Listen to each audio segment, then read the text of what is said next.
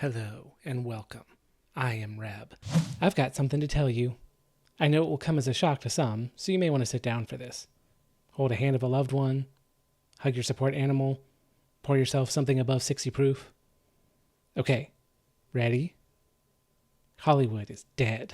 It's hard to deny it anymore.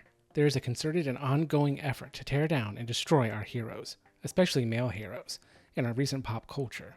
Heroes and hero myths are as old as human civilization itself. They exist in nearly every culture throughout time.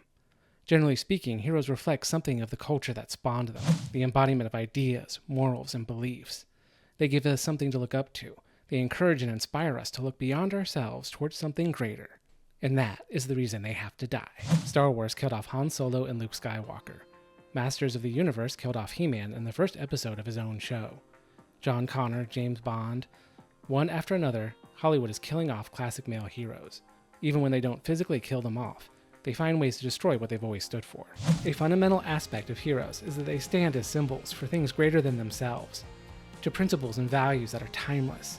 And as such, these heroes should likewise be timeless, preserved as examples of what they're meant to be.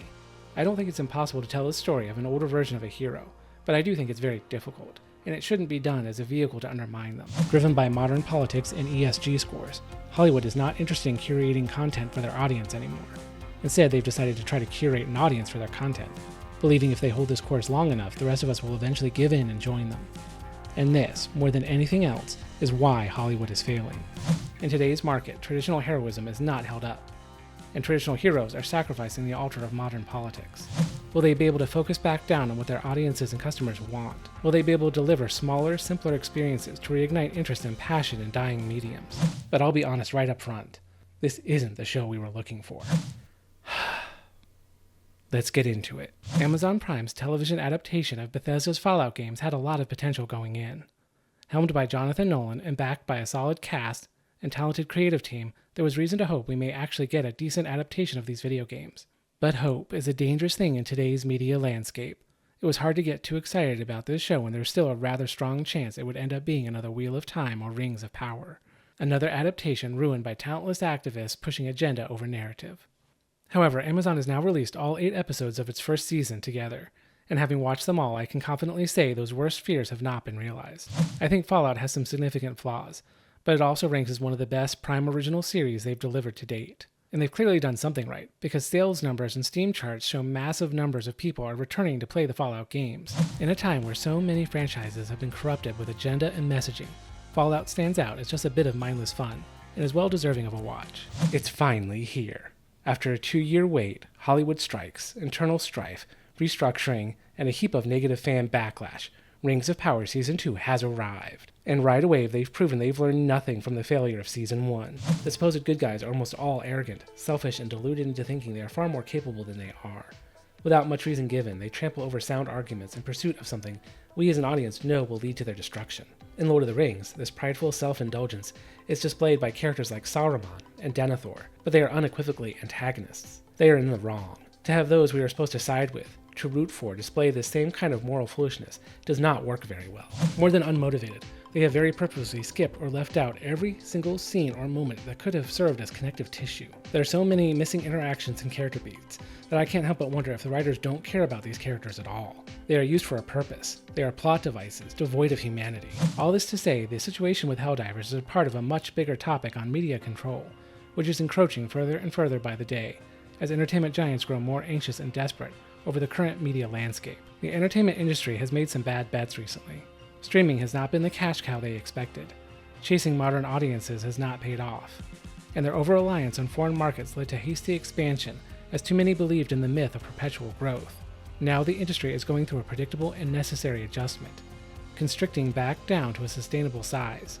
The situation has been exacerbated by the rise of alternative media, independent content creators online who are able to directly connect with their audiences, to make things that people actually want, unburdened by ESG standards, political messaging, or the demands of activist investors. The indie market for videos, podcasts, comics, and even video games has changed in ways that the legacy media was not prepared for. And the more market share they lose, the more they will try to compensate by chasing ever-increasing methods of draconian control. Even if you believe that diversity is a virtue, you don't get to wield that as a weapon against people who don't agree with you. If what you count as virtuous leads you to think you're better than others, to disparage them, then you instantly lose your credibility.